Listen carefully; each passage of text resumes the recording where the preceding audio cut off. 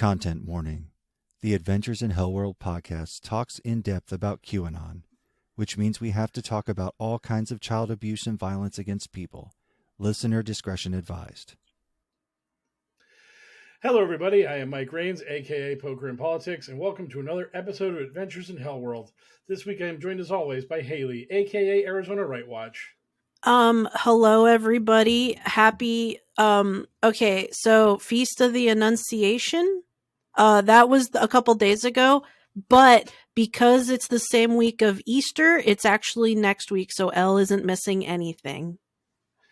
Yeah, he will not be listening to this podcast, so your attempts to goad him via Catholic nonsense will be duly ignored. And we are also joined by Stephanie, who I will give a cool nickname to at some later point in the future. Hi, everyone. I'm really happy to be here with both of you. Wow, that was so formal and nice of you. You could tell us to fuck off if you wanted, and that would be an appropriate intro. Yes. Well, fuck off, both of you. I love you very much. We're so happy you're here. I'm so happy you're here. Elle's not going to hear this, but I'm very excited that you're here.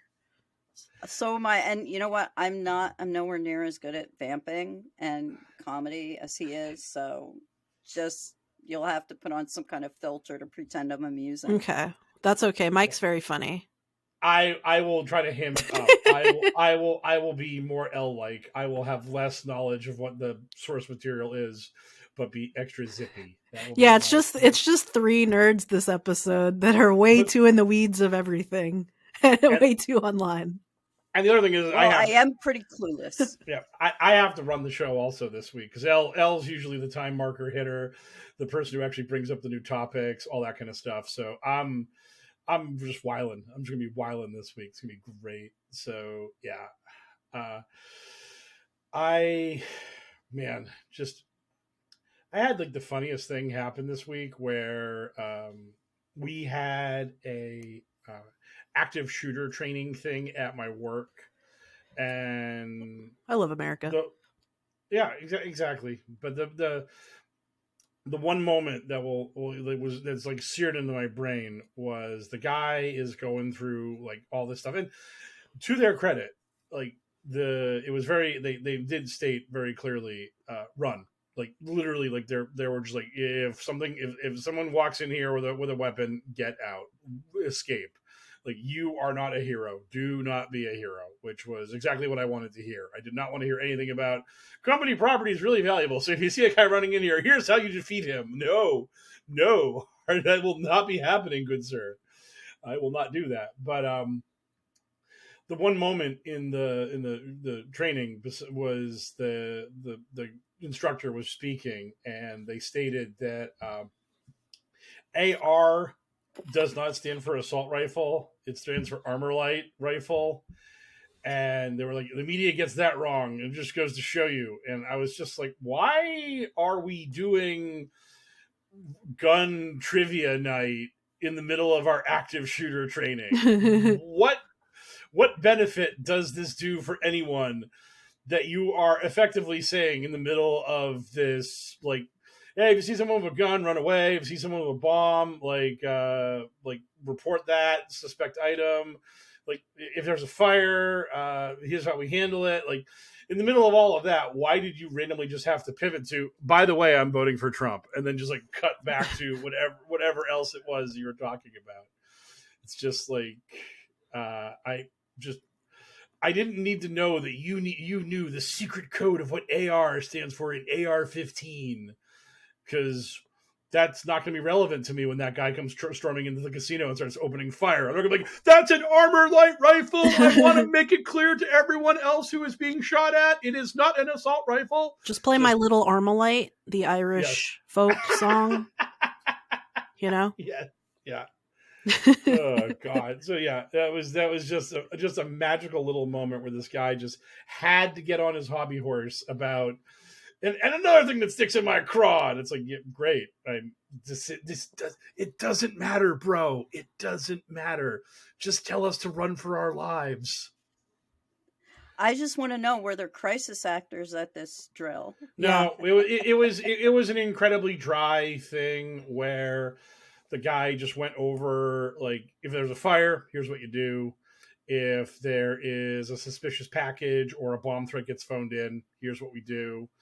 And here's what you do if there's an active shooter. And the answer for the active shooter is run. And like, there were like other things that were in there that were kind of like, if you have to hide, he was basically like, if you have to hide, that's terrible, but here are tips on hiding. Note, do not hide. And then he was also like, if you have to fight, note, do not fight. But if you have to, basically they said, like, punch them in the balls, gouge their eyes out, claw out they were like, this is not a fair fight. Do not put up your dukes and the Queensberry rules of this gentleman who is firing into the crowd. He's like, if you have no retreat options, go for their eyes. Go for their eyes immediately and hope for the best. Like, can I just start packing at work? And then if I think an active shooter situation is going to happen, I can just pull out my little Armalite and start indiscriminately blasting into the crowd and hope I get him. Is that allowed? No. Okay. I'm just checking because I didn't take this course. I'm going to, just on my basis of knowing American law, state that no, because you're a woman. Women aren't allowed to have guns. That's true. And also, I just don't think the Second Amendment is for cishet white men exclusively. That's how this works. Like, I just so that was a magical adventure.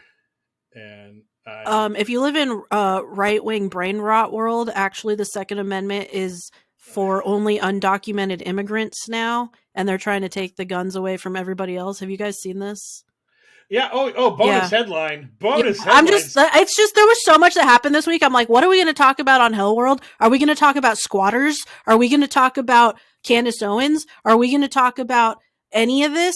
And it's like we're talking about some of it, but like, we got to like do little hits here and there because there's so much happened this week. Yep. Screw it. Bullshit time over. Immediate boosh now. It's time for a light sampling of insanity.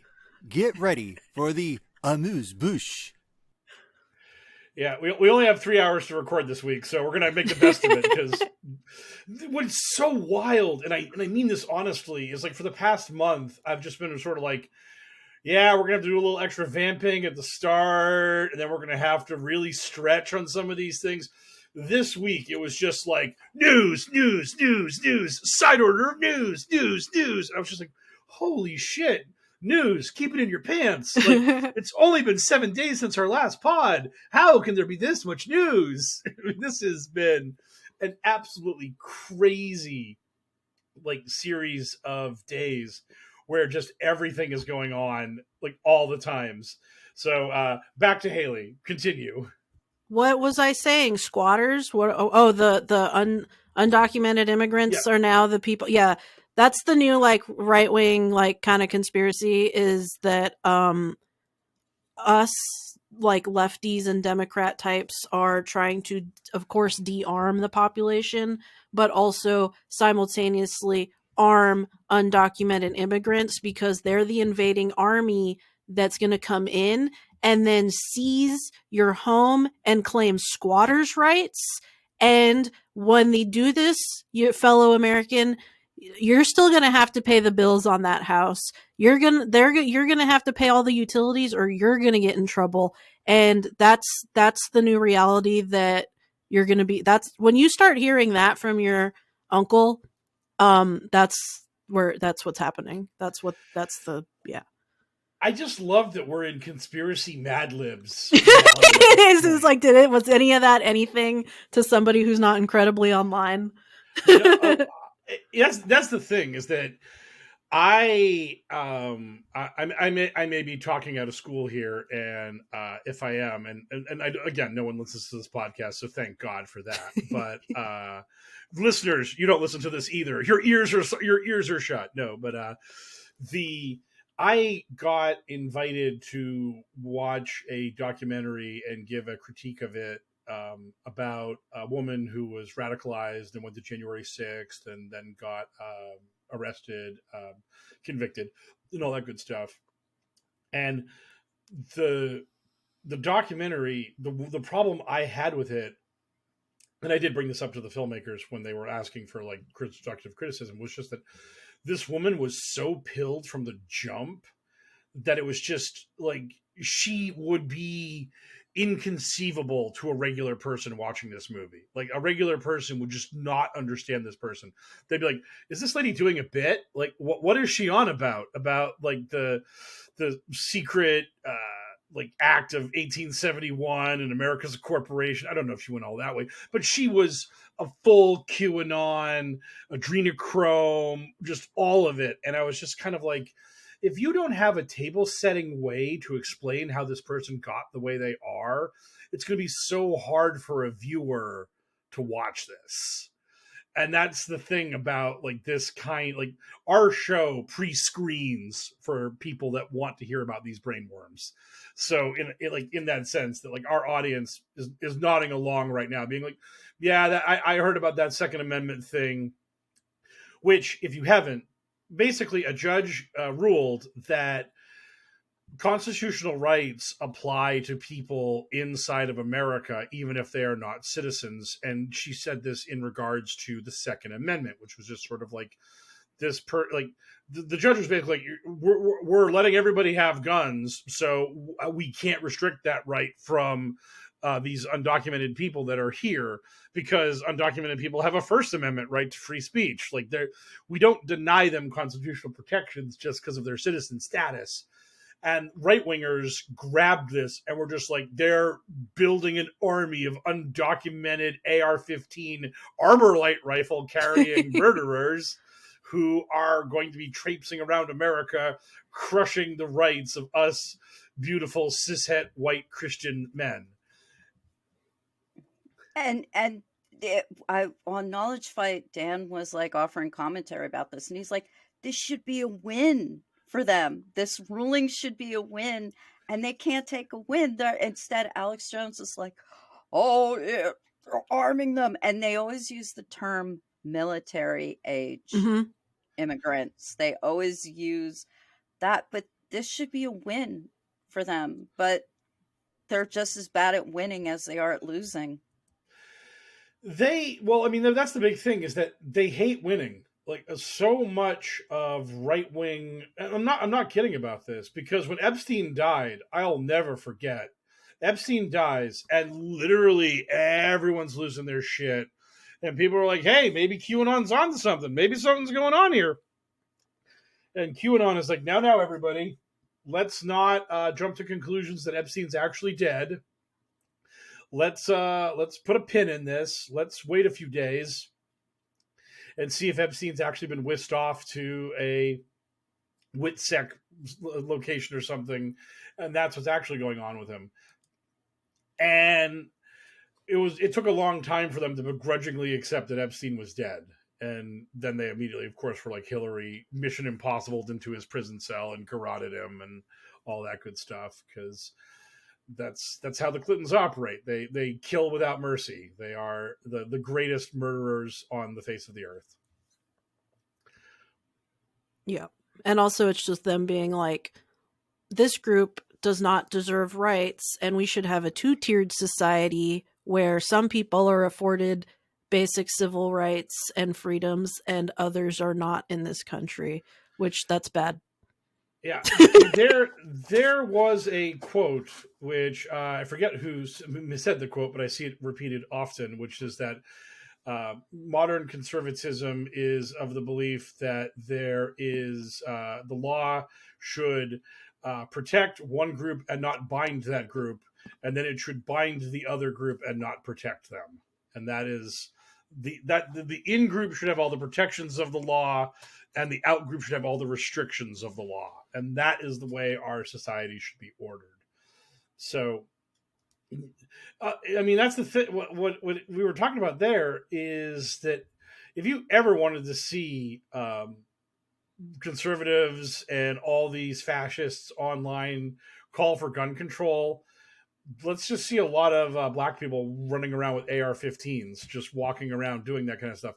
And, and that's the thing, is that when that happens, guess what happens? Cops kill those people, because that's how this works. That's what happened to John Crawford when he was just walking around a Walmart with an air rifle, just futzing around, and then some guy like snitches on him to the cops and they shoot him on sight. Tamir Rice is playing with a toy gun and cops run up on him and murder him. Castile, I can't remember his name. I think it was Philip Castillo. Philip. Yeah. He literally tells the cops, by the way, I got a gun in my glove compartment. So they murder him immediately. And you ever see the NRA get all bent out of shape over any of that shit? You see the NRA marching with Black Lives Matter, demanding justice for these crimes? No. Because if you're not white, you really don't have a right to a gun in this country. They wanted to make it that way. So it's... Well, what are the Second Amendment rules on 100-year-old Templar swords? I want to make sure my rights are fully protected with my 100-year-old Templar sword. Mike, are swords covered under the Second Amendment? I don't really think they are at this point. The Second Amendment is basically a gun amendment because the thing that's really, God, this is so deep into the weeds, and listener, I can feel you nuzzling your pillow tightly. I can feel you going into the arms of Morpheus as I'm speaking, and let my dulcet tones carry you away. Let me grant you a pleasant night's slumber. But there were two things that were happening when the Founding Fathers actually created the Second Amendment. The first was that there was a big argument between a standing army and militias, and the militia side won that argument, unfortunately. And then they found out they were really fucking wrong after the War of 1812, and we had to do standing armies after that. So way to go, militia side, for being right in the moment, but wrong in reality. And the other thing that happened was the reason why the Second Amendment was written so crummily, where it was just this vague mumble-bumble about well-regulated militias and was the South wanted to make sure that slave-catching parties had a right to run around with guns while they were chasing after slaves. And being able to deputize slave-catching parties was a very important part of how the Second Amendment was crafted. So that literally any bunch of jamokes with guns passed Second Amendment muster because we needed that, because I don't have time to actually gather up a solid group of people to catch my escaped slaves. I need to catch those escaped slaves now, so I'm going to make all my staff grab their muskets and run off into the swamps to chase after my slaves that are trying to escape my tyranny. So, and anyone who wants to take that clip out of context, there's your opportunity. Yes. Clipped. Haley, aggressive neo-Nazi, Mike Graves, proud slave owner. Just, we're terrible people. Aggressive, absolutely terrible. Just the absolute worst scum. So, anyways, on to our actual first topic that we have. Yeah, what's going on with Trump? So boy, howdy, the Trump dump. Pack a lunch, listeners, because this is going to go a while. So part one, glorious Trump victory the first. Trump had his appeal bond lowered to a meager, a piddling $147 million that he now has. He had 10 days to fulfill before when that edict came down from the New York Appeals Court, and everyone threw a giant fit because they wanted him on the hook for the full 456 million. I actually saw George Conway, resident Trump hater, saying this wasn't that big of a deal because if he actually even posts this, then that means they've got him for that much money and he's going to lose anyways. So now the court will at least have 147 million in their hot little hands after he's defeated in the appeal. So that happened. And then on top of that, the other big Trump victory, because I want to kind of do this in a sort of what was I going to say? So we're going to do Trump victories first, and we'll get the Trump defeats afterwards. And Trump victory number 2 is that his dumb meme stock is... His company is allegedly going to go public any day now, and this will allow him to, at some point, sell shares in Donald Trump's bullshit stock company and potentially make him $3 billion and make him incredibly rich, which he doesn't need to be because he's already incredibly rich. Just ask any of his pissant fans. They'll tell you how rich he is. He's so goddamn rich. And the thing about this stock is the entire evaluation is just that maybe he'll become president again, and people will want to curry favor with the president, but buy stock and just give the president money illegally, which is going to be great because the only product that this company has is Truth Social, and Truth Social is losing money hand over fist. There is actually no money in the stock. The cupboard is bare. This is an entirely fraudulent product that is being put into the public. All right. Anything else going on with Trump? Oh, there's so much. I didn't know that you were totally not up on the stock situation. No, I'm literally just listening. I don't follow Trump as religiously as you. I follow Nazis. You know, Trump is a Nazi. No, I know. He's like the top fascist, but I like to pay attention to the ones that are like, I'm going to put a swastika on my chest. You know. Okay, fine. Okay. Let me give you an example. I'm currently following a court case pretty thoroughly, and it involves a neo-Nazi skinhead who is part of the Aryan Brotherhood, and he has a mural on his chest that says 1488, which is the reference to the 14 words, which is a neo-Nazi slogan. 88, which is short for HH, which is Hail Hitler. He's got blood and honor across his right here, like up a little bit higher on his chest, which is the Hitler Youth slogan. He's got, did I mention the swastika right in the dead center? And then the SS and lightning bolts. And then he's literally got the word Nazi tattooed on his arm. Subtle.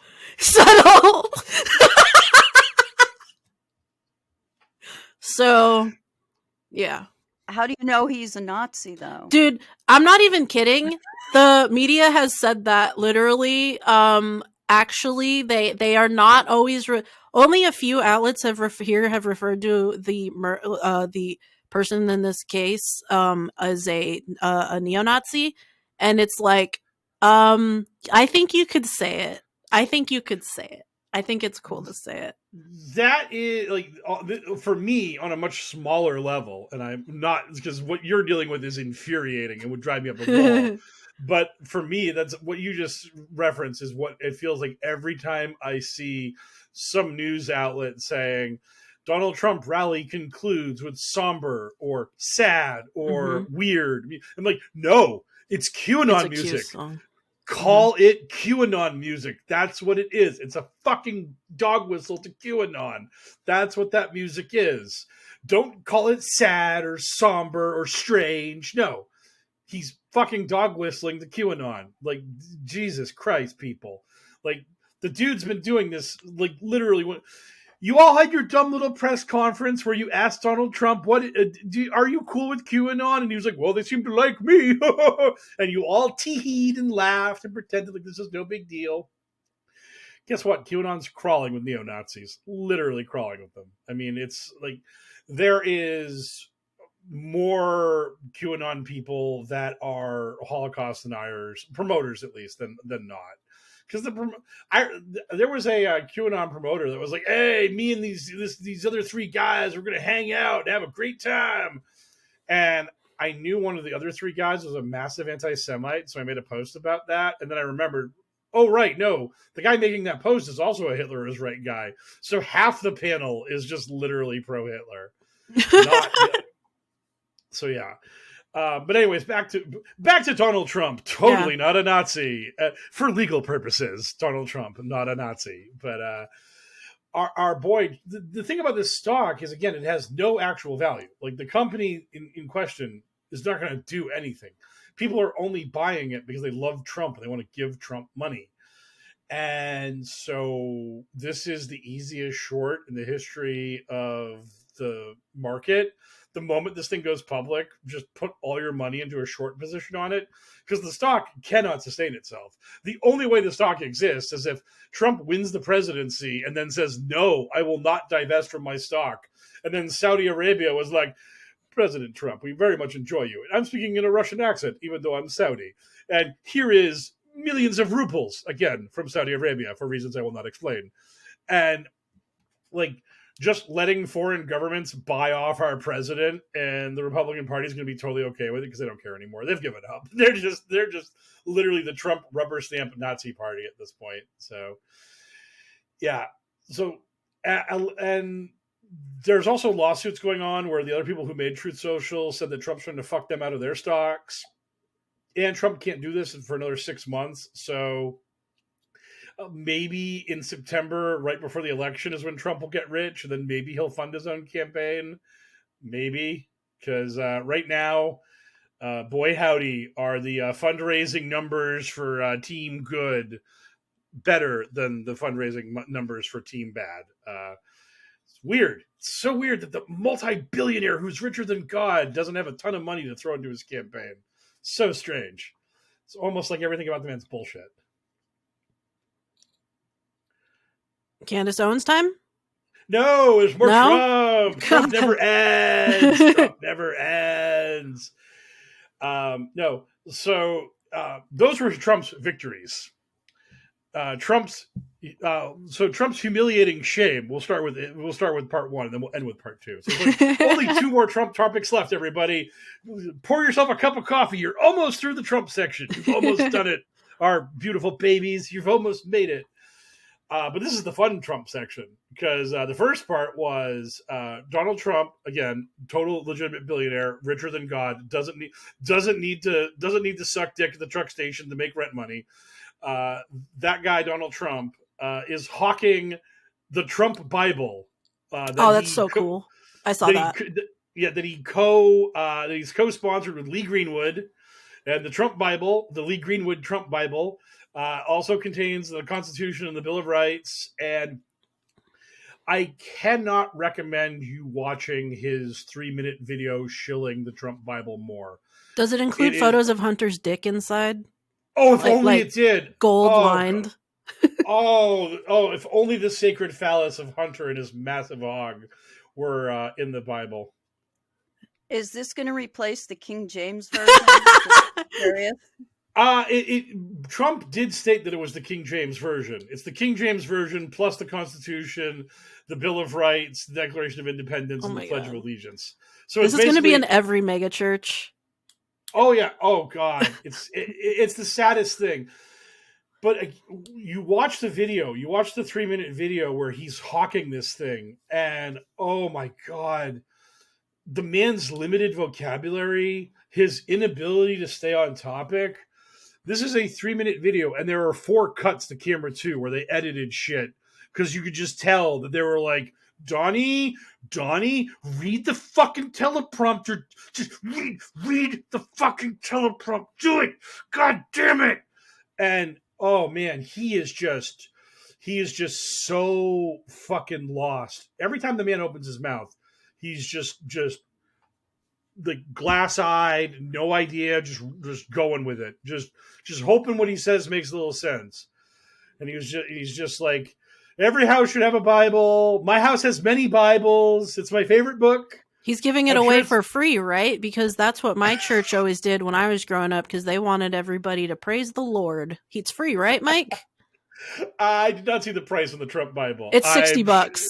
Oh, sweet. Yes. Hey, you know, when Doug Stanhope is on tour, he'll heist Bibles from the hotel rooms, and then he'll autograph them, and he'll like sell them for like $10 at his show. So hey, I'd rather have a Doug Stanhope Bible than a Trump Bible, man. Mm-hmm. Yeah. But this is the Biden campaign has made a point of the fact that Biden has been out in America, shaking hands and kissing babies and like doing the work of a campaign for president, while Trump has been sitting home golfing. And like, it's true. Like, since the bloodbath statement, I haven't seen Trump out and about very much. It's like they're trying to like calibrate his meds so that when he speaks, he doesn't just go off on the rails again and say another bad thing.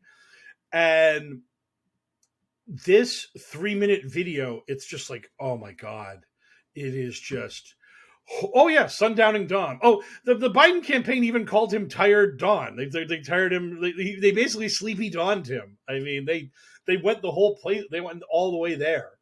I mean, it is just wild how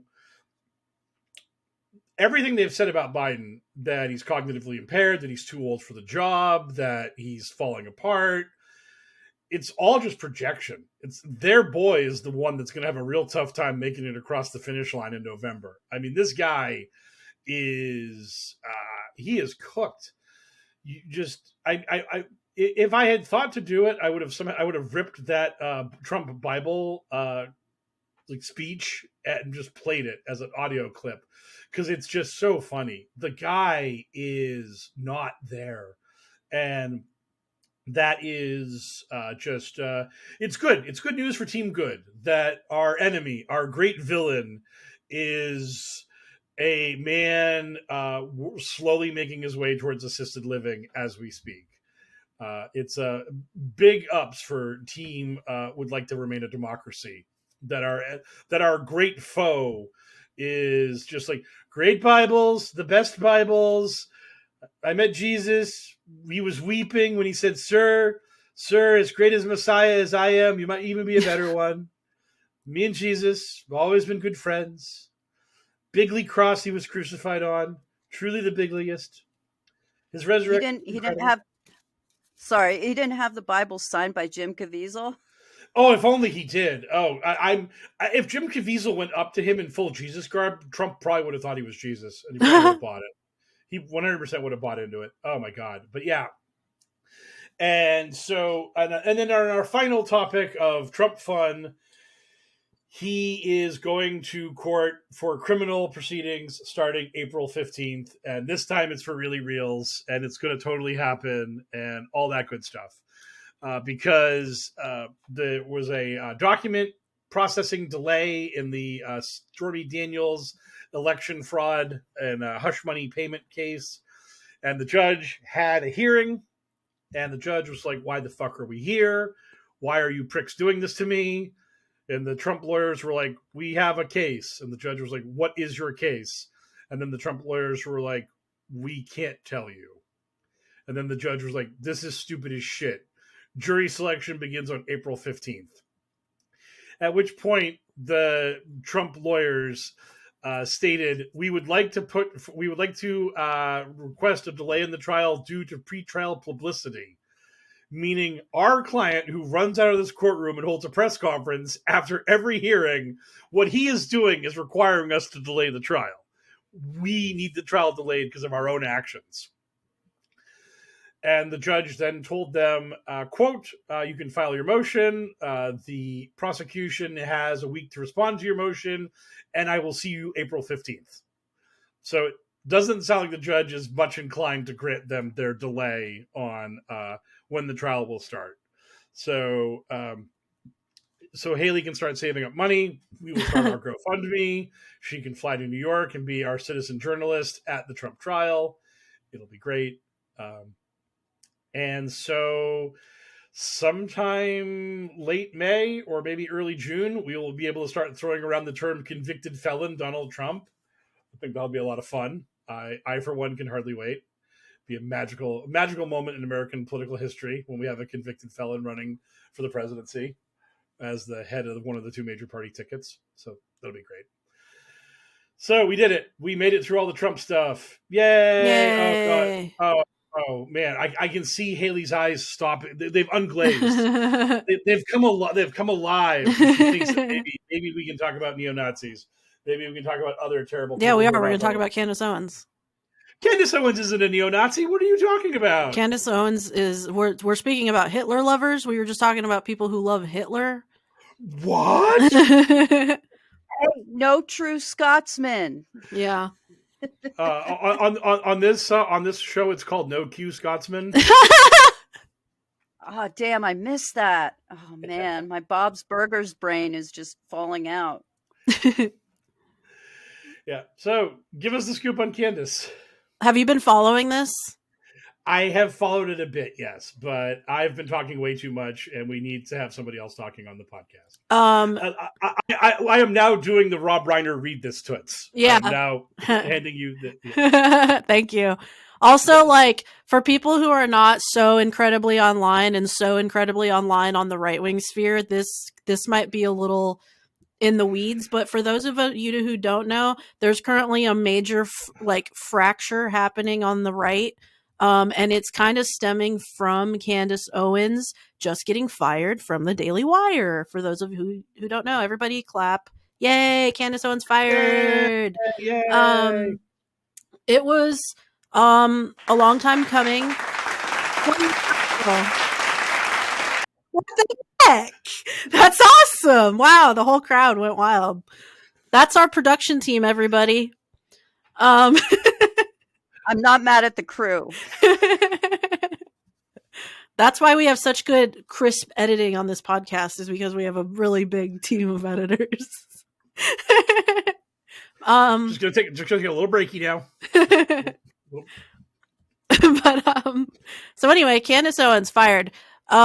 Since October 7th. Who is the boss of the Daily Wire? That's an important note in here for people who don't know. Yeah, the person who owns Daily Wire is Ben Shapiro, who is Jewish, for those of you who don't know. And since October 7th, and like the subsequent war and everything, obviously Candace Owens is not pro Palestine. She's not criticizing Israel from a left point of view. She's doing it from the Jewish question point of view, because Candace Owens is a pretty hardcore anti-Semite. She's kind of praised Hitler pretty clearly in the past, which got her in trouble with Turning Point USA. She honestly is might be the person who kind of got in Kanye's ear, right?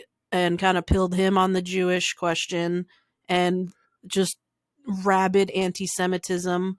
And yeah, so since October 7th, she's been using the war, the Israel-Palestine conflict, the war, the genocide of Palestinians, to criticize Israel a little bit, but it's mainly like, let me go after Jews now. Let me use this as an opportunity to weaponize the conversation to attack Jewish people. And she's been doing some straight up, like, Jewish cabal rhetoric, Jewish pedophile rhetoric, drinking the blood of Christian rhetoric when it comes to Jewish people. And she was saying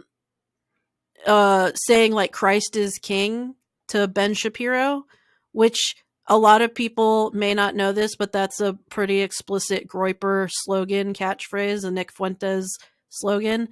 So she was fired, and then there became this huge debate kind of on the right about, is what she's doing anti-Semitism, and also is Christ is king a Groyper catchphrase?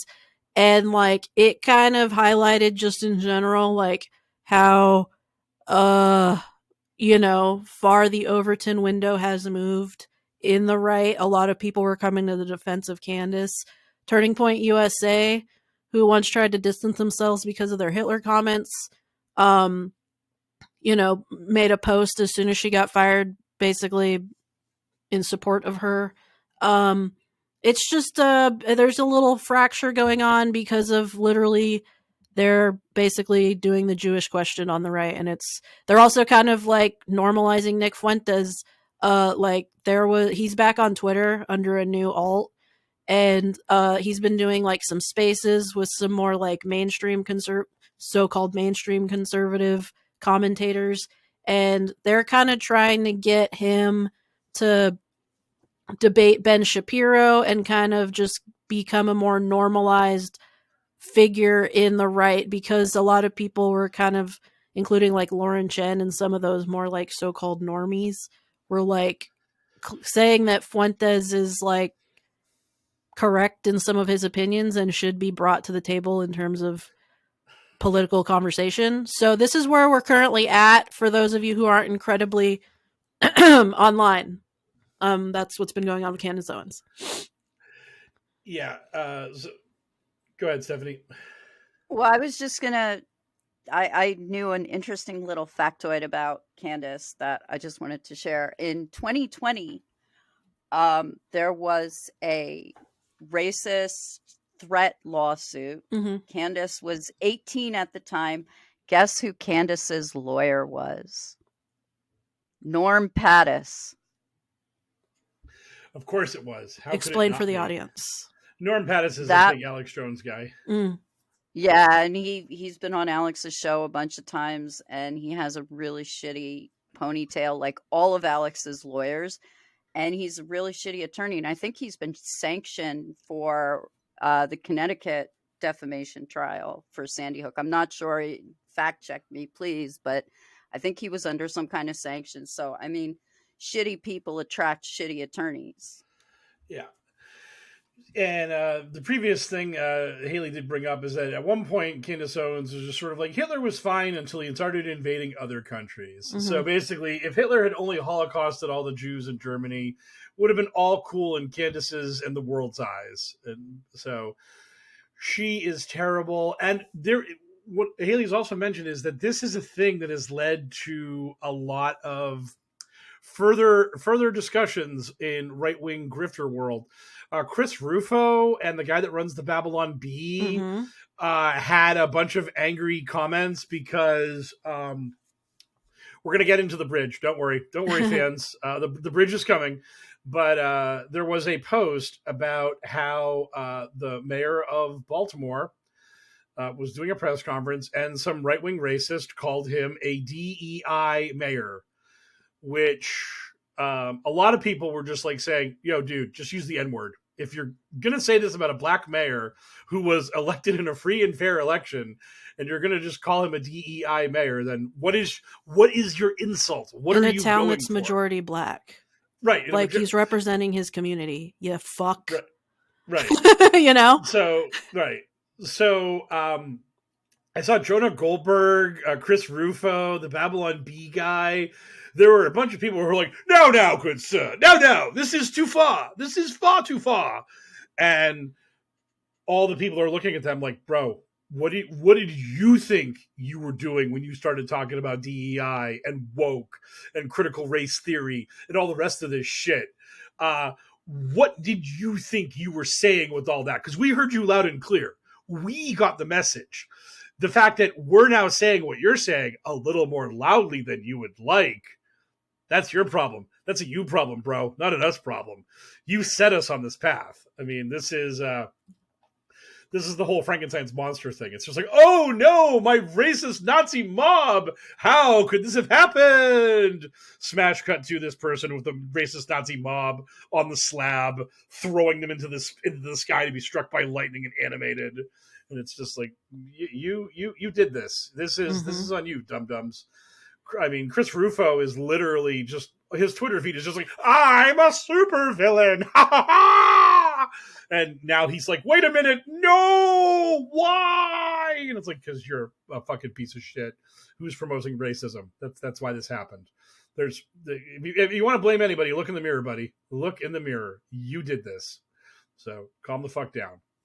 Yeah, Rufo was similarly like commenting on the kind of Groyper like takeover of the party, this not like explicit neo-Nazi like takeover, and he was like, saying that the Groypers basically take it too far, and they're, the anti-Semitism is too far, and it's like and also like the behavior that they do is like, too far, and it's like, this is what you guys have allowed in your fucking, party, and also like who you hang out with, and the exact same shit you do to other people.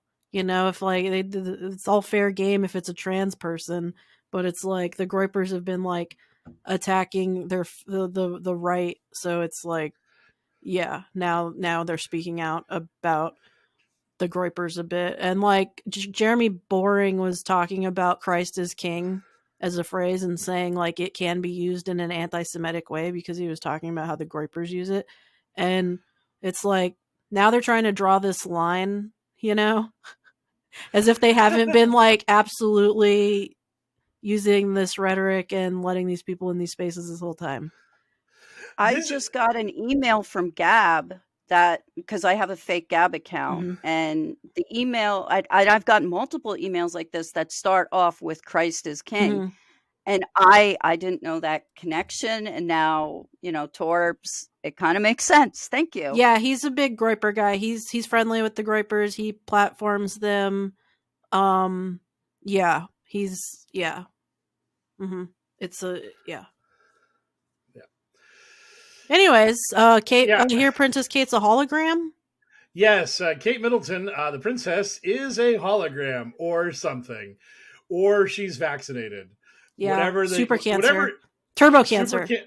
turbo super cancer, Yeah. hyper AIDS, mega heart disease, adjective, verb, word, drooling now. Blech. Okay, so no, Mad cow cancer. Mhm. oh God, oh man, prions. God, if only it was prions. I did not mean that. I am not wishing the death on Kate Middleton. I was just talking about prions because when I play Plague Inc., I love prions. They do so much work for me.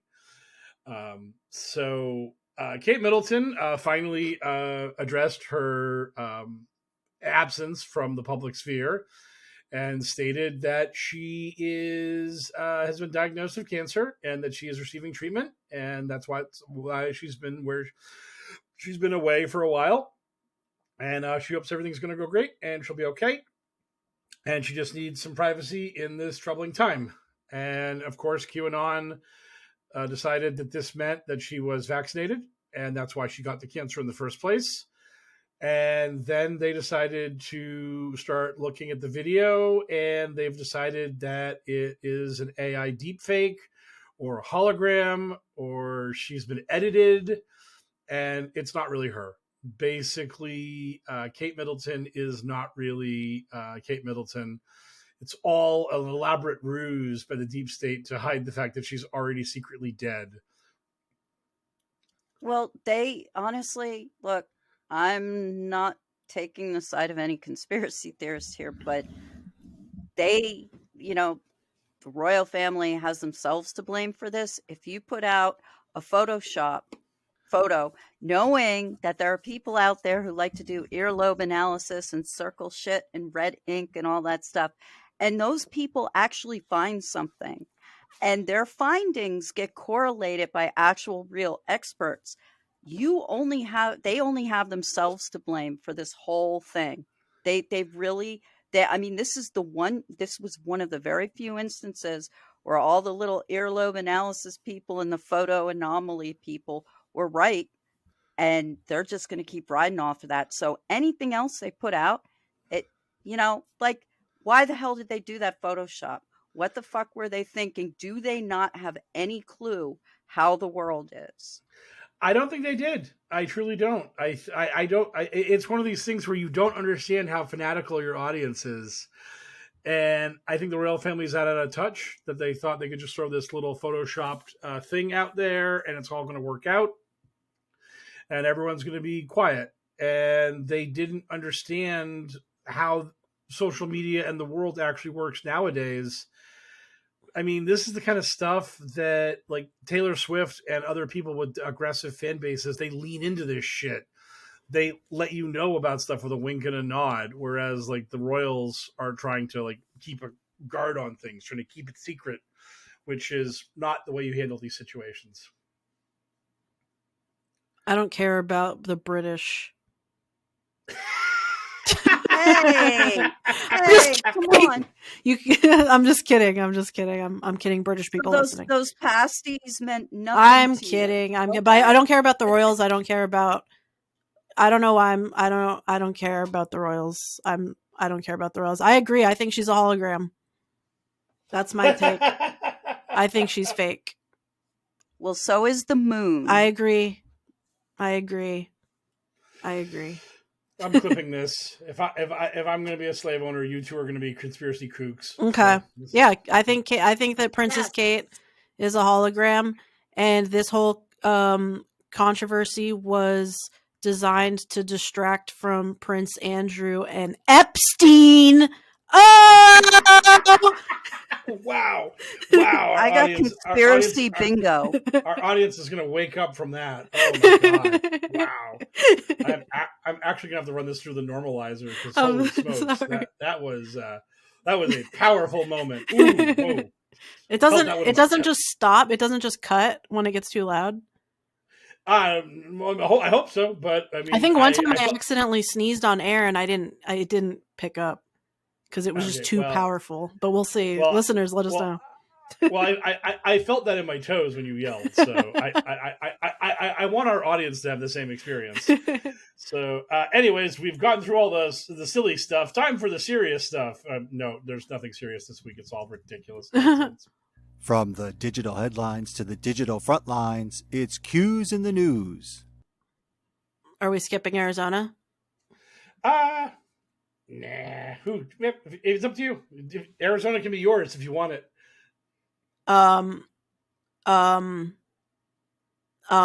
just go real quick. We'll save the Carrie Lake stuff for next week, but I will do this one thing just because it's funny and quick.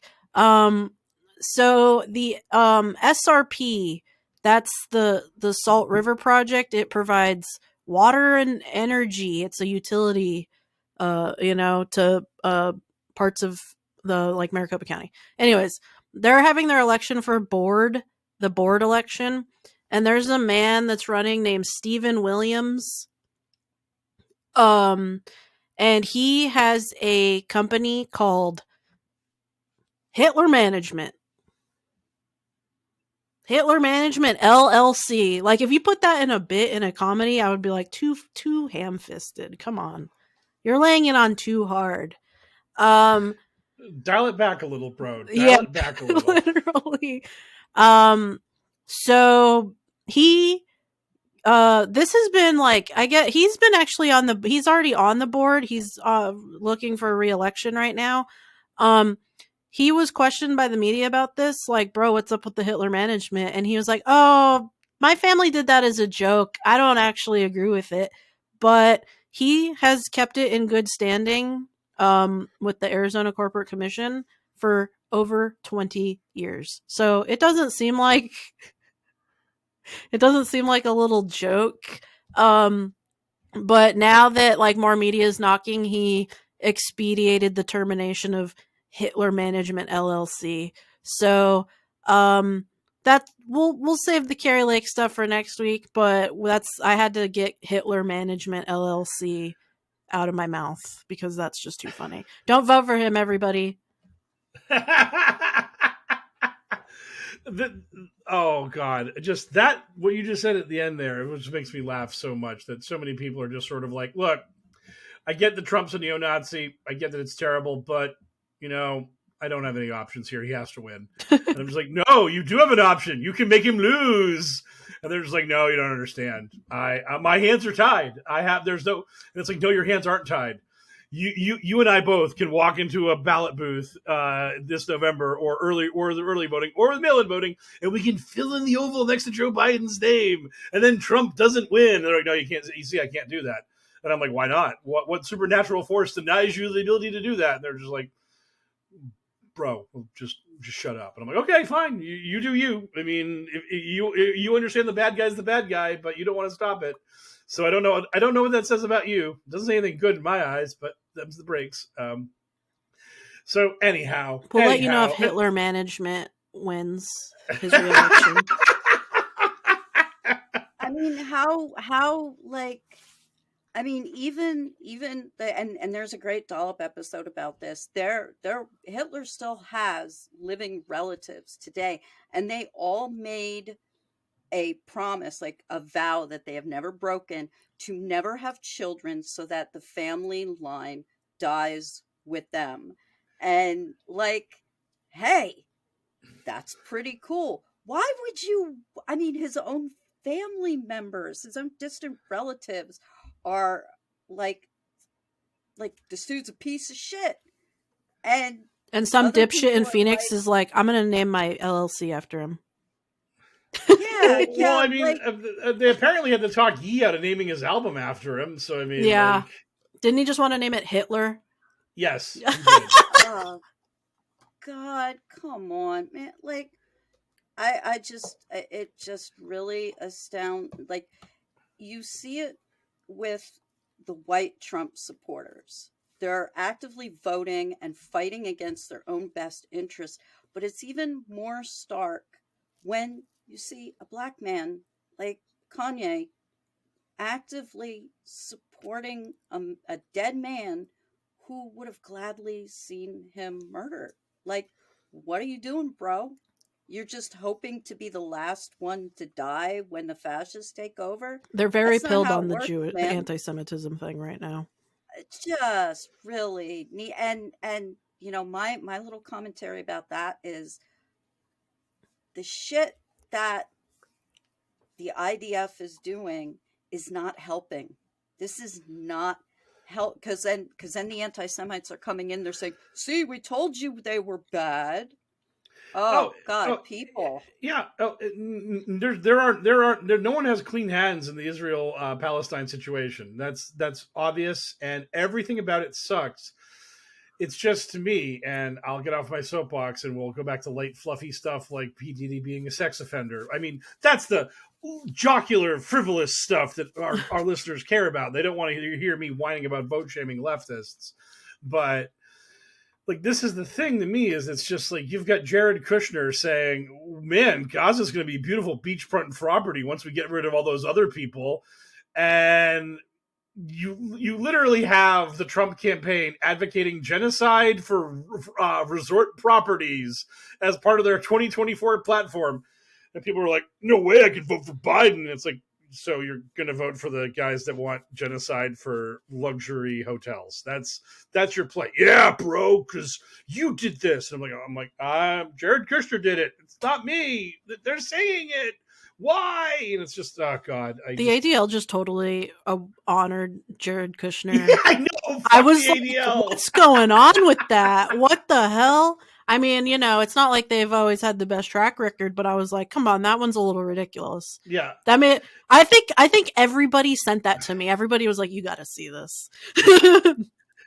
The one I thing, did not know that. Yeah. Oh God, like, man, this is just inescapable. The vortex of this is just pulling me back in.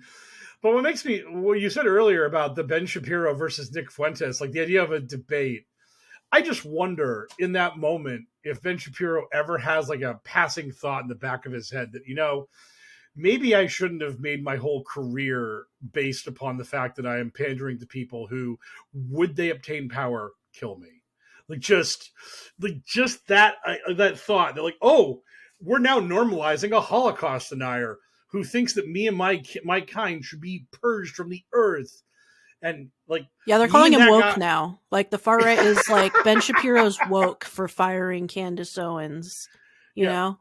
Yeah, Ben Shapiro, who did Lady Ballers. Yeah. Oh man, maybe that should be some of our bonus content. Maybe we should watch and review Lady Ballers. We have to watch the Bryson Gray movie. Okay, done. We're doing the Bryson Gray movie first. I saw a little bit of it, and I was like, oh, I should watch this with Mike. Yeah. But yeah, that has always blown my mind. Just the idea that you're like, I'm going to make money from people who, God forbid they ever obtain power in this country, will then throw me in the back of a cell and to forget and be forgotten. And that's the lucky outcome for me. The unlucky outcome is that I'm tortured unmercifully until I'm killed. I just don't understand it. Anyway, what's going on with Diddy? Anyways, P. Diddy's a sex trafficker. Yay! So Diddy was raided by the FBI in both of his palatial estates. Apparently, the feds came knocking on both of them, and Diddy himself appears to be in the wind. I've heard like conflicting reports about where he's located after these raids, and the right wing QAnon sphere is having a field day about all of this.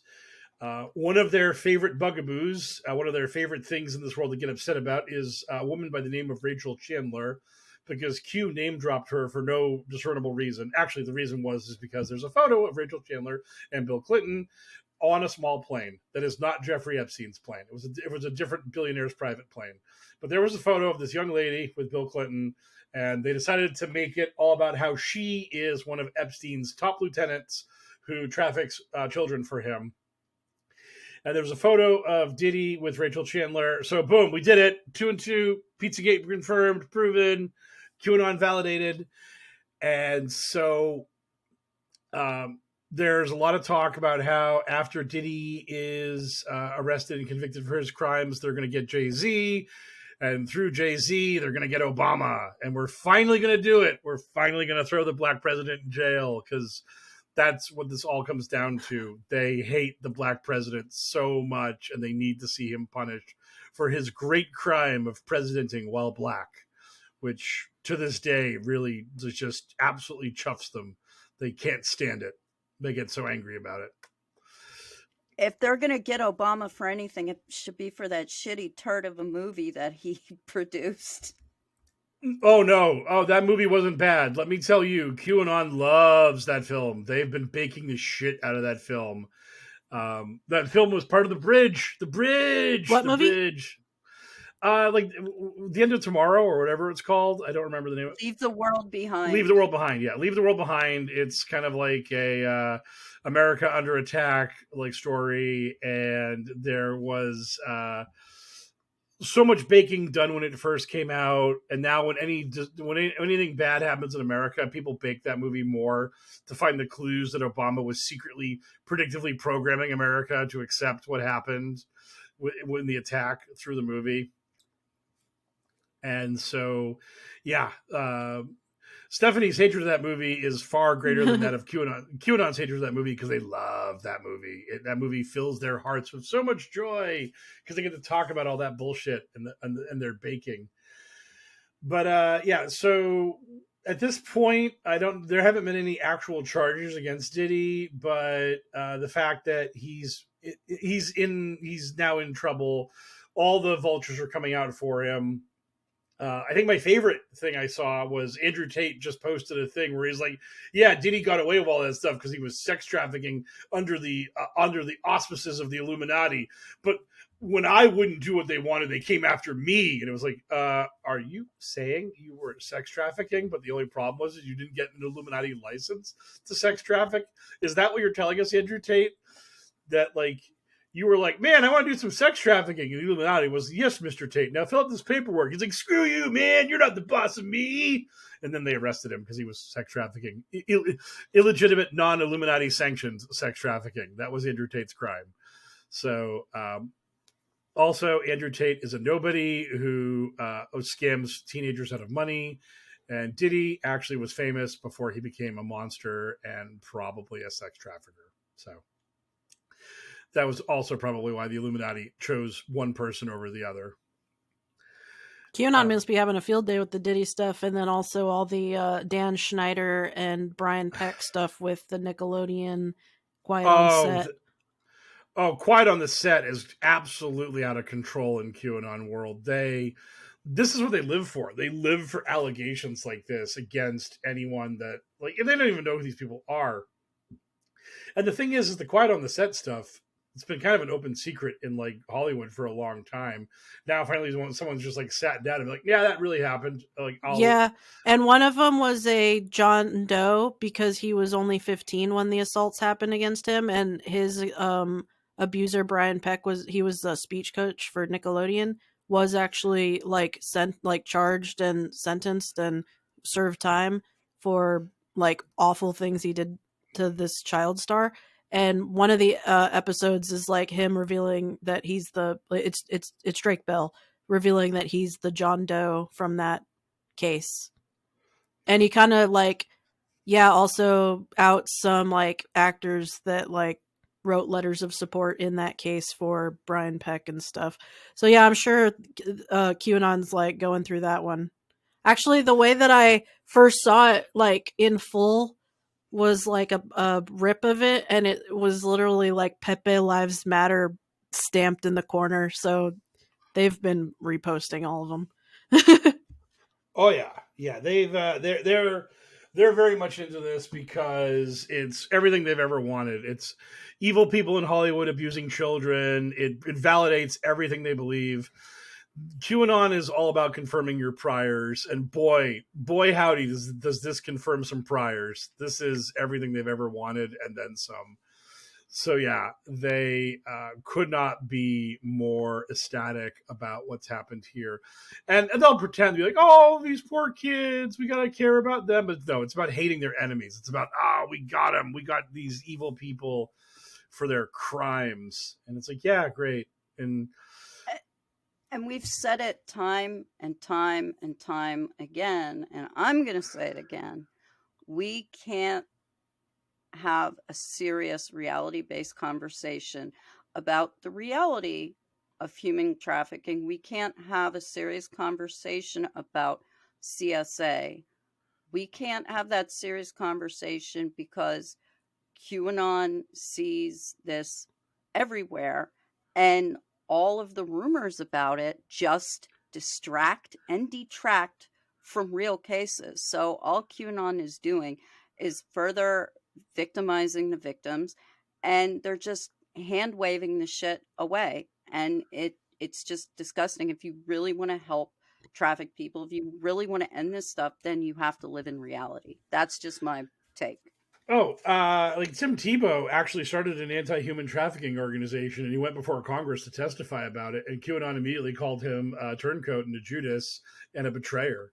And they were just like, Tim Tebow's selling out. He's working for the Clintons now. And it's like, he's actually trying to do it. He's actually using his Christian ethos for good.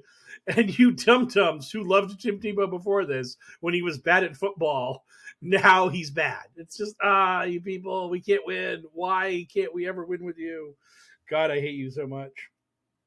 So yeah, Diddy bad, and we'll obviously have more happening with Diddy as more evidence about what he's doing comes out.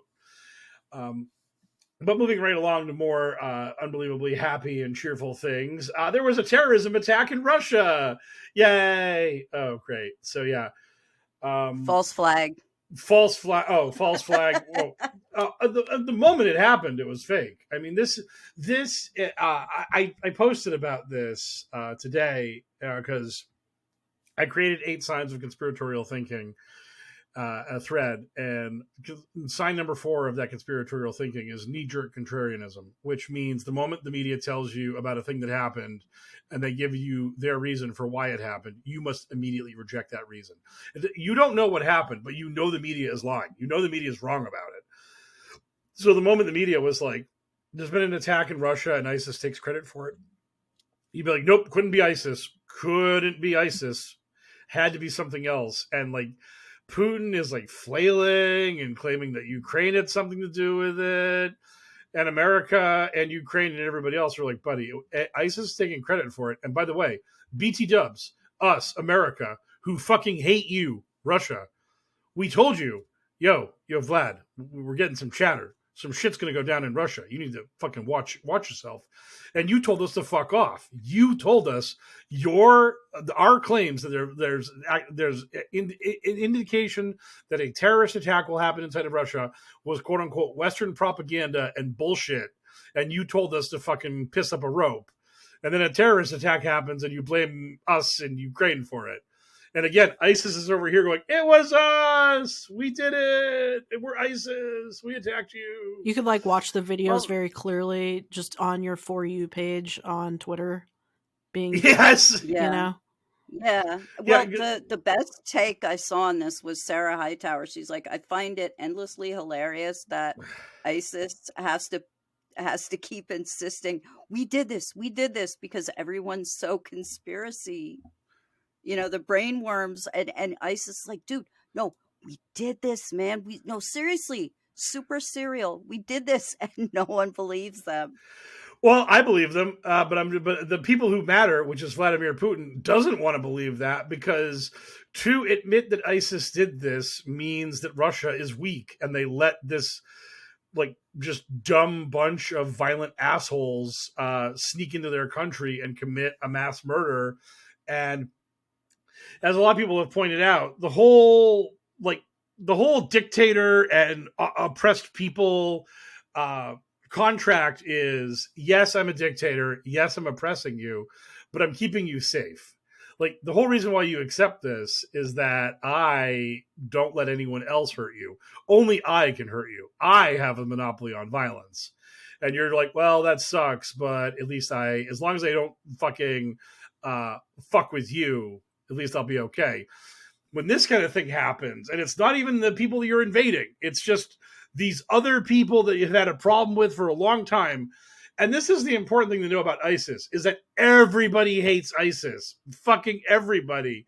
I saw some people talking about, hey, they're like, man, maybe ISIS could help Hamas fight Israel. It's like, no, ISIS and Hamas fucking hate each other. They both see each other as apostates and heretics.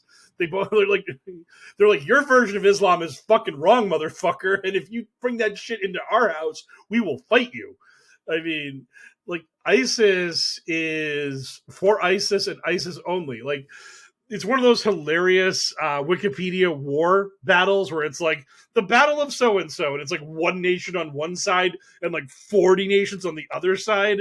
That is every fight between ISIS and someone else, because everybody else is on the side of not ISIS, because they are just such evil lunatics that they cannot create allies. It's a literal impossibility for them. So, yeah. So what's going on in Baltimore? Yeah, fuck Russia. You're boring. Baltimore has a nice aquarium. Yeah, so screw you, Putin. Russia's boring and sucks, and ISIS really did it, and that's all we have to say about that.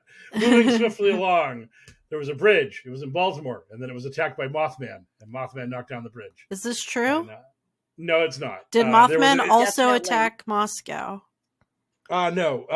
I did not see the Mothman expert answer any questions about Moscow, but I did see the Mothman expert did say that he reviewed the situation and that there was, in fact, no evidence that Mothman did the attack on... there was no evidence that Mothman did the attack in Baltimore, so that's good. It was actually Indrid Cold, and if you are a big Mothman geek like I am, you'll get that joke.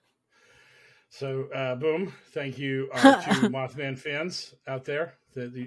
I hope you're rolling on the ground. I'm going to stare blankly at the screen and be confused, because that's generally my reaction to any time my two co-hosts begin talking, because they usually know things about a thing that I don't know.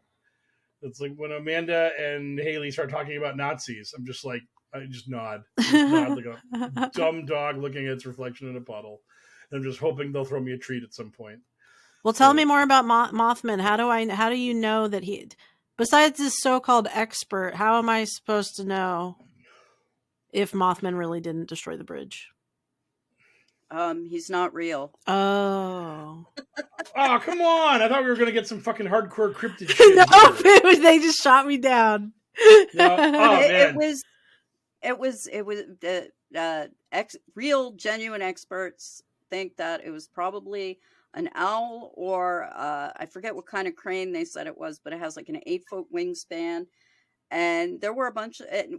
These 4 people saw this weird creature near the TNT blasting site in West Point, Virginia in the late 60s. And they were freaked out. Who knows? They were probably out there smoking weed. Who knows? And they were just like, oh, is this weird thing? It creeped us out. And then the news got a hold of it. And, Point Pleasant, West Virginia was like, we need some tourists. Let's hype this shit. And then a few days later, a bridge collapsed.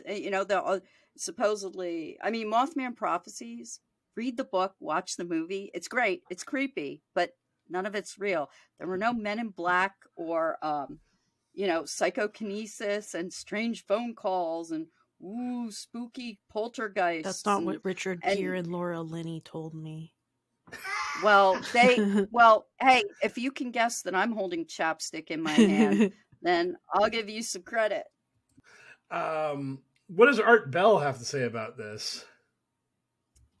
Nothing. He's dead. He No, never I had actually, Mothman? I will, thank you. I will search my Coast to Coast app, because I'm a shill and I pay for it. And I will see if I can find any Mothman episodes, hopefully with Belle, because George Norrie, you're a piece of shit. Agreed. So what did destroy the bridge, Mike, if not Mothman? Because I didn't see anything.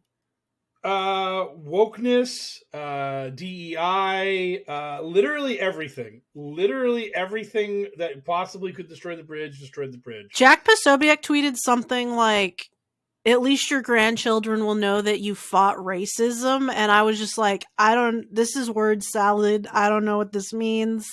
You're just saying anything. We're just dartboarding. I'm going to suggest that there was no ship, that it was edited in afterwards as CGI. I'm going to be a no shipper. Okay. That's cool. There was all kinds of ridiculous. Oh God, my brain just can't process. Come on, brain, you can do this. No, there is all kinds of talks about this. Some people said that the pilot was Ukrainian, and they did this because America was denying aid to Ukraine, and that they just had to attack America for that reason. Beyond that, come on, brain. Jeez, I also saw that there was things happening that are making me turn into this weird. I'm astral projecting right now. I'm floating above my own body, trying to remember the things I saw about this dumb incident that was so obviously an accident. People said it was a cyber hacker. Oh yeah, I saw a lot of that. Yep. That it was taken over by Anonymous and that it was crashed into us. But the best thing that I saw about all of this is that all of QAnon is shitting bricks. They're all freaking out. They're all just like, this is crazy, awful, terrible, bad. This is so evil. And all of that happened. But one QAnon promoter, my buddy Clandestine, who has been doxxed, and I would give his real name if I could remember it. I believe his name is Creech, which is awesome because it's just a dumb real name. But our boy Creech literally made a post where he was like, guys, this wasn't anything. Y'all calm down, whatever. You need to just sort of accept that shit happens sometimes, and that's just the way life goes. And boy, howdy, did his audience turn on him. Oh, were they fucking furious with him for saying that this was just an accident and it was no great shakes and we all need to calm down. And then he doubled down and he was like, look, I've been fighting this fight for so long and I only bring hard-hitting information with facts I can verify, and none of you have a right to judge me. And it's like, buddy, you think that COVID was created in a Ukrainian biolab? Calm the fuck down. You have no credibility whatsoever. So just relax. And so he had that, like, just... This guy doesn't understand that nothing is ever nothing in this world. It's just, yeah. So, yeah. So it's just, yeah, it was just cool. It was just like, buddy, I remember when Alex Jones said that Wayfair wasn't a real thing. And then after he said that, his audience destroyed him. And then he's like, I've looked back into this Wayfair thing and I think it's real. Yeah. And it's like, that's audience capture, where the audience is literally like, yo, Alex, dance for us. And Alex is like, no. And then they're like, no, you don't understand, Alex. We're not going to buy your dick pills and your overpriced vitamins if you don't dance for us. And then Alex is like, fuck, time to shake my little ass. And it's like, yep, do it, Alex. Shake your moneymaker. Like, start saying that Wayfair is trafficking kids because you have to. Yeah. Yeah, so it was just great. It was just absolutely great. So, but literally everything caused this. As Haley said, like racism, like we had an unqualified minority pilot handling the boat. The bridge was woke. Oh, the pilot was vaccinated. The person piloting the boat was vaccinated. They had a medical crisis which made them lose control of the boat and crash it. The vaccine did it. The vaccine knocked down the bridge. These people can never stop doing that stuff. They can never stop doing it. Yeah. Beautiful. I still think it was Mothman. Yeah. I would. Oh, I God. The bridge was a hologram. Wake up, sheeple. Princess Kate hologram. Baltimore Bridge shipwreck hologram. Russia terror attack hologram. Candace Owens hologram. Everything's a hologram this week. Everything's a hologram. Everything's Mike a hologram. Raines hologram. Yes, And you know it. There was a TV show in the 80s that warned us about this called Gem and the Holograms. Mm-hmm. Oh, man. I remember Gem. Yeah. I remember being she on, was like, truly outrageous. I remember being on Team Gem. I remember not being on Team Barbie when I was a little boy. I was like, you know what? I like Gem. I don't like Barbie as much. So, and apparently, but then it turned out Barbie won that battle. Barbie took Gem behind the woodshed. That's just because it has big Mattel. You know, it's because it's got bigger marketing behind it. It's not a fair game. No. You go with the queen, you best not miss. I mean, like Barbie's all that in a bag of chips. I have DM'd you both a photo of Senator Joe Manchin standing in front of a statue of Mothman. I saw that photo. That was so funny. Joe Manchin, big cryptid follower, big lover of the cryptids. Yeah. Weird, like right-wing Democrat, also cryptid lover.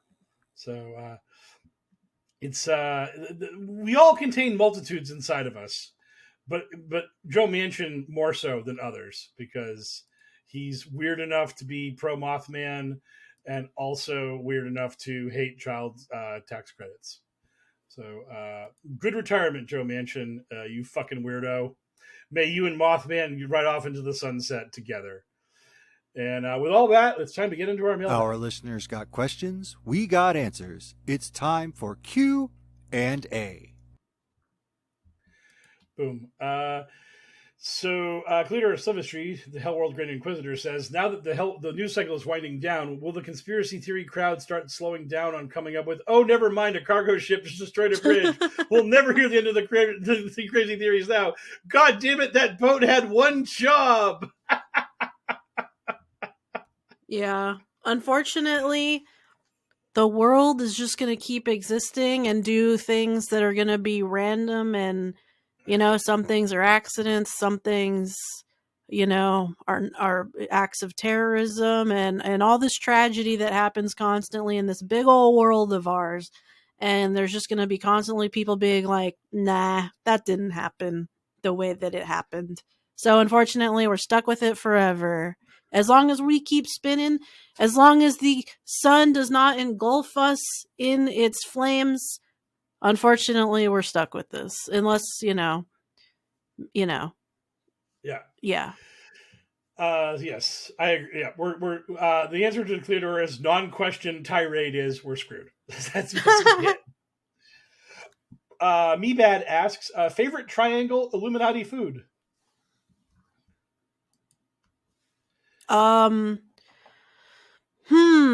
Pizza.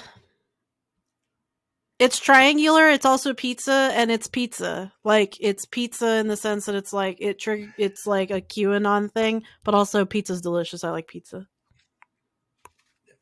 Yes, especially when you make it with a bacon crust instead of dough. No, hard pass on the bacon pizza.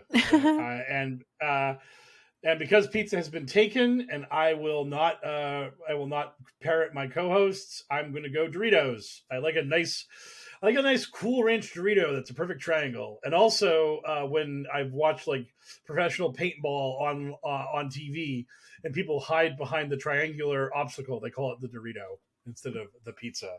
So, I'm in favor of that. What about Dorito dusted pizza? How about that? That'd be interesting. I could the Dorito dust the crust. I don't know what kind of flavor I'd want on that. I don't know that I want the cheesy nacho on my Cool Ranch crust. I'd have to go Cool Ranch. Yeah. I would go with DEI flavor. I cancel your woke pizza. I refuse to accept it. Pancake Peasant asks, a genie grants you the ability to guarantee the presence of one Adventures in Hellworld guest host of your choice. Who do you pick, and how do you approach the episode?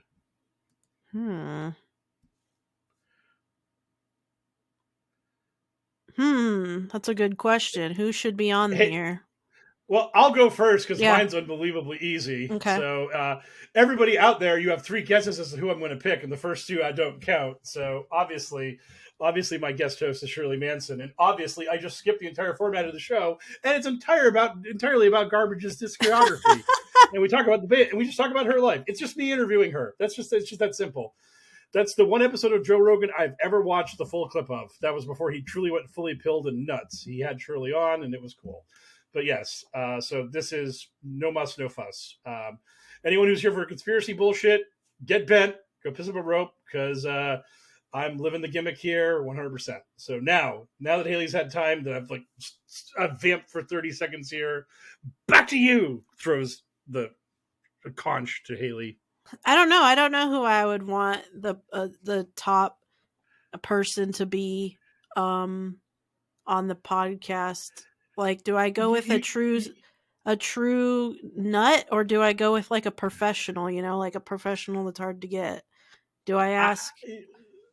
The fact that you immediately said like the top nut, I was like, the top lobster? Are you going to get Jordan Peterson? You're just going to hang out? Oh, no. He's actually, I don't know if it just passed or it's about to pass, but he's going to be in town for a 2-day show. 2 days of Jordan Peterson in Phoenix. They're both sold out. It's like in a coma. What? Yeah, probably. Actually, you know who I want? I want us to interview Trump. Yes. Because in this scenario, it's like, it's whatever we want. It's fake. So in this scenario, he has to do this interview with us. And it's like, we could ask him whatever. I think it would be the most interesting interview he's ever done. I would do it purely about QAnon, because he would have no idea what we were talking about, and it would so alienate QAnon. They'd be like, that was a deep fake. There's no way that was really Trump. Trump knows everything about Q. He's Q+. He knows everything. And I would just be like, so, Mr. Former President Trump, Mr. President Trump. I'd be incredibly deferential. So, which Q drop is your favorite? And he'd be like, I love all the drops. All the Q drops are my favorites. They're all the best. The pedophiles, they're the worst. Q hates them. I hate them. Vote for me, I guess. I don't know. I'm old and senile. I'm like, yeah, but in particular, just pick one. Just name a quota drop. And maybe if he was very lucky, Dan Scavino would have told him to say booms. And he'd be like, the one of the booms, a lot of booms. I love that boom. They're great. Just wonderful. Stephanie, who do you want on the podcast more than anyone on this planet? Adam Driver or Tom Wallachia, because I would just sit there and drool at them the whole time. We're just okay. So you guys are picking your celebrity. Okay, yeah, cool. Well, I can't think of a celebrity that I care enough to talk to. So that's fair. I mean, my life is hopelessly shallow and devoid of. No. It's just I literally just can't think of one. It's like, who's one that I care to talk to? Yeah. So I got nothing on that one. Okay. AJ asks, how dumb are the Qs going to be about this bridge tragedy? How quickly is the Donald Trump stock going to tank and ruin even more mega pocketbooks? From a subscriber to the cast. Thank you, beautiful baby AJ. With an owl. They have like an owl emoji. They have like a Moloch emoji next to their name. Which reminds me, I saw somebody walking through my casino they had a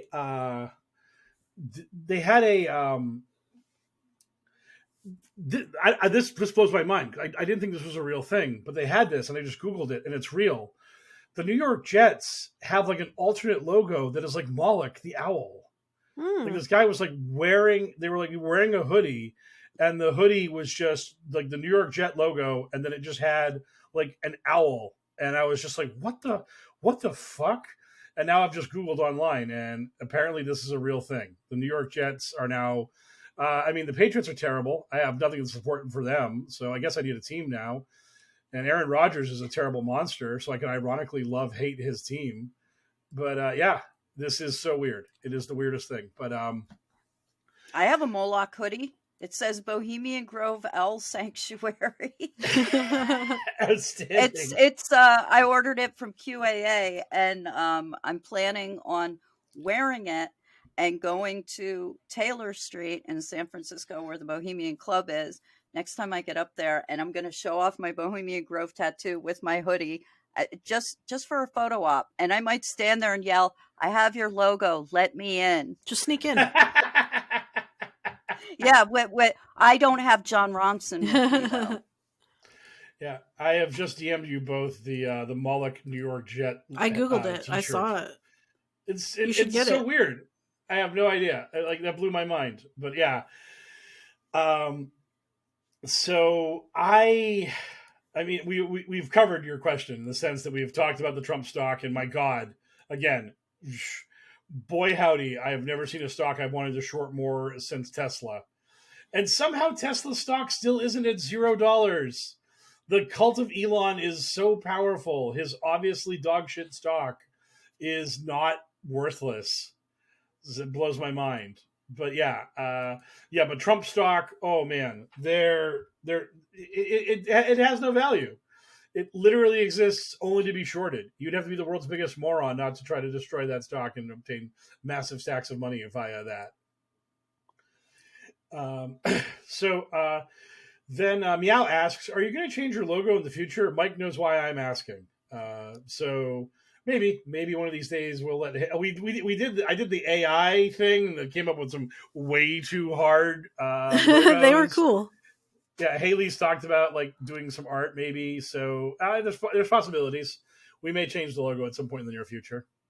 But how do people perceive me? You know, I don't know. I don't know what I should draw myself as. Well, we just did furries the first time, and like I was Dealer Furry, L was L Furry. I mean, L's avatar wasn't very L-like, and Sarge was just like military furry. So, I mean, you would, I assume, be seen as somebody who is attacking Nazis. I don't know. Maybe like we have like our thing is I'm dealing cards. L is like a shadowy spectral wraith in the background because he's mysterious.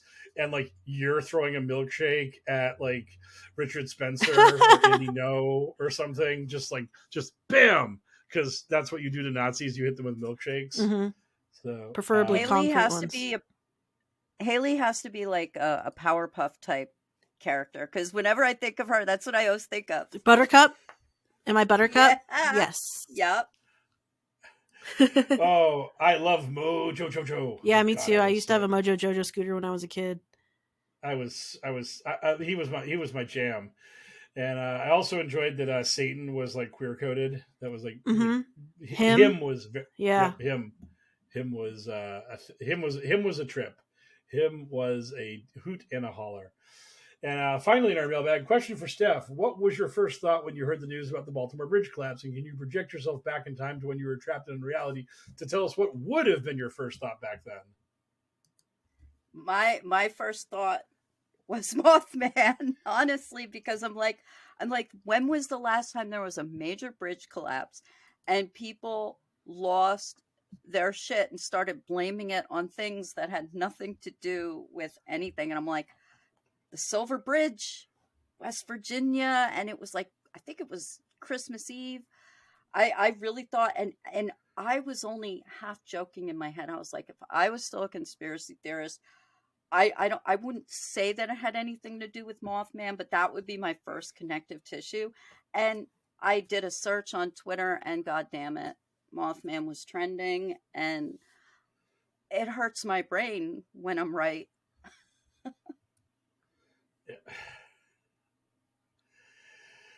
Oh God, yeah. I mean, that's the thing, is that when you're in that state, when you are in that mindset where the world is one big plot against us all, it's just nonsense. It's just, you're looking for an excuse. Like that was like me with 9/11. Like 9/11, I believed the official story for a little while, but I really wanted to hate George Bush. So then I found a reason to, and then I did. And I was like, yes, I really hate George Bush. So he did 9/11. And that's just the mentality that people have. And it's just where you go. And I just think that is, you're just in that mindset. You're just in that world where you're just seeing things and you're trying to connect the patterns, and you got to bake, you got to decode, you got to learn the comms. Did Trump foreshadow this? It's altering your world. It's an ARG. Eric, one of our listeners who's done the bumps for the JFK thing, he hates the fact that I use the term the gamification of reality, but that's what this is. It's just that. It's just turning reality into a participatory game where you can solve the clues, you can crack the code and figure out why the Illuminati did the bad thing. And it's just all of that. And I just think that's where we're at. That's where we're in the world. And it's horrifying and bad. Yeah. So, and that brings us to our final question as always. What are you guys looking forward to? Haley, as always. Go ahead. Sorry. No, I go ahead. Well, I was looking forward to the documentary on HBO, and it was good, but unless you're really, really steeped in the world of Alex Jones and Sandy Hook, I don't think you're going to get out of the documentary what I got out of it. Because there's a lot of context that is missing from the documentary, but I was very excited about it. I watched it twice. I do like it, but I also have to take into context that I've watched the trials. I've watched the depositions. I have, because I'm researching an article for Skeptical Inquirer about the crisis actor narrative. I listened to those Knowledge Bite episodes, like each one, like 3 or 4 times. You might not have the background that I have, so you might not see what I saw, but I was looking forward to it, and I did enjoy it. Haley, what are you looking forward to? I don't know. Maybe we'll watch that crappy Bryson Gray movie where he it's like a rap opera / Blade ripoff where he's Blade, but he's not a vampire. He's hunting demons because he's like a Christian fascist. So I don't know. I think that could be funny. He's like a MAGA rapper. I don't know.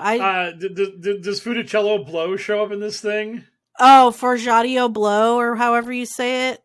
Yeah, Mr. Blow. Yeah, Mr. Blow. He says he's Trump's nephew, which I don't think is real, but oh, that's the chud with the face tattoos, yeah.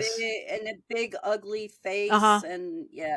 Yep. Okay, yeah, he's super cool. There's also Trump Latinos, which I don't think one is even Latino. I think he's doing Latino face, but they also have a character in their music videos called MAGA Mama, who's like a very busty, big-breasted woman who does kind of like a video vixen kind of person, but it's MAGA Mama. So the MAGA rappers are doing okay, and one of them released a movie, and me and Mike might watch it. So I'm looking forward to that maybe. I really enjoyed the fact that you called her both large-breasted and big boobed.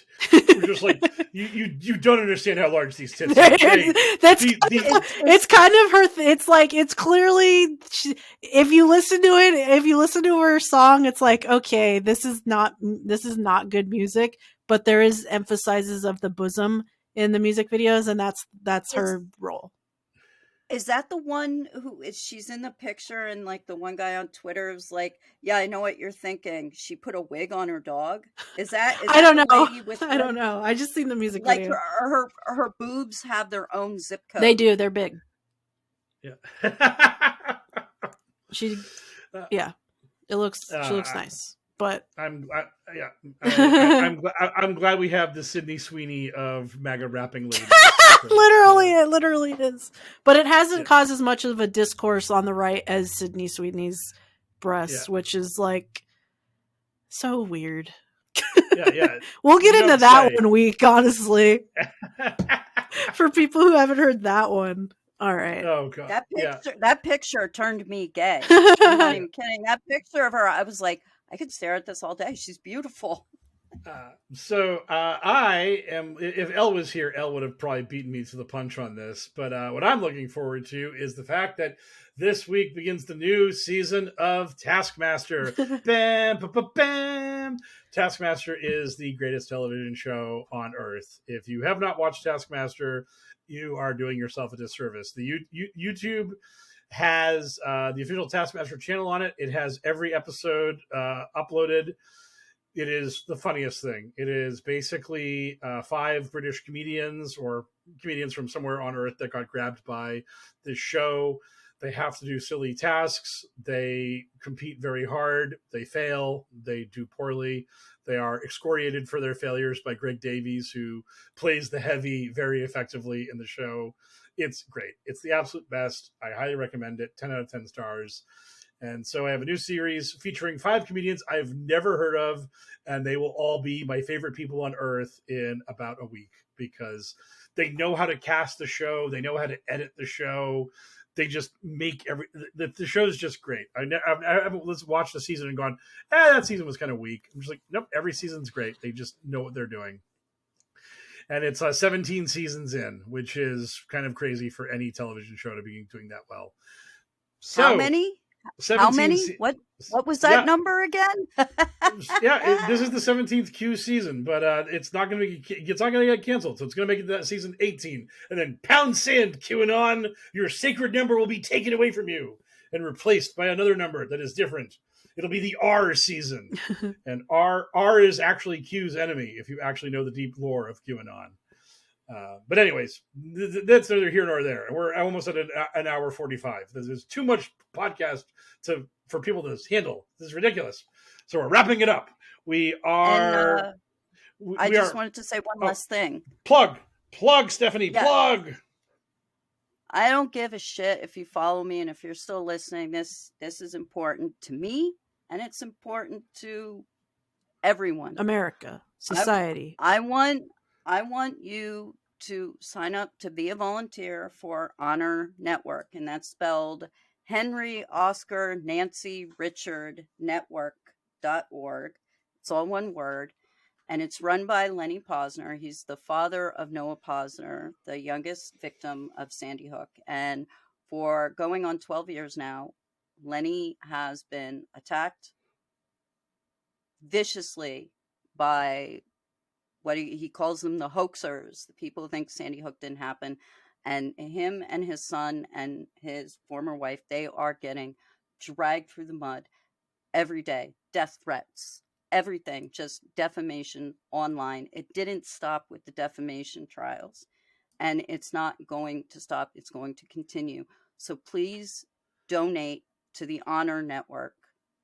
You can be a volunteer to have bad shit taken offline. Please donate. Lenny is a great person and he does good work, and we must preserve the memory of people that have been lost to mass casualty events. We have to preserve that, and we have to fight disinformation. So thank you. Cool. Claps for Stephanie. Yes. Oh God. Not going to sully that with the clapping soundboard. That'd be a mockery of what was just said. So anyhow, we are going to flee HellwQrld now, like a casino employee being chased by someone with an armor light rifle, because that is a thing that I talked about an hour ago. Full circle. Thanks to Haley and Stephanie for being here. Thanks to DJ Minimal Effort Thank for our you. theme that I remixed. Thanks to Frosty for doing our voiceover work and our bumps and our cue drops when we needed them. If you like the show, give a 5-star review on the platform you listen to it on. Help us out. Do anything you can to game algorithms and make us more popular than we currently are, because America needs to hear this crap, because the 2024 election is bad and awful, and Trump must be defeated at all costs. Beyond all that nonsense, if you want to give us money, then give it to me. Give me the money. Go to poker politics at patreon.com. Patreon.com/pokerpolitics. That's where you actually go. I was leading you down a primrose path to failure before. Can you tell I don't do the outro usually? I don't do the outro usually. So anyhow, $5 or more will you access to all our bonus content. And you can hear me talk about all kinds of fun stuff. We did 2,000 Mules, Fall Cabal, all that good stuff. And beyond all that, if you don't want to give us money, donate your money to love146.org. It is an anti-human trafficking organization that actually cares about this stuff, and QAnon doesn't. Go to hell, QAnon, you suck. So for Stephanie, for Haley, for me, this has been another successful episode of Adventures in HellwQrld podcast. Good speed, Patriots.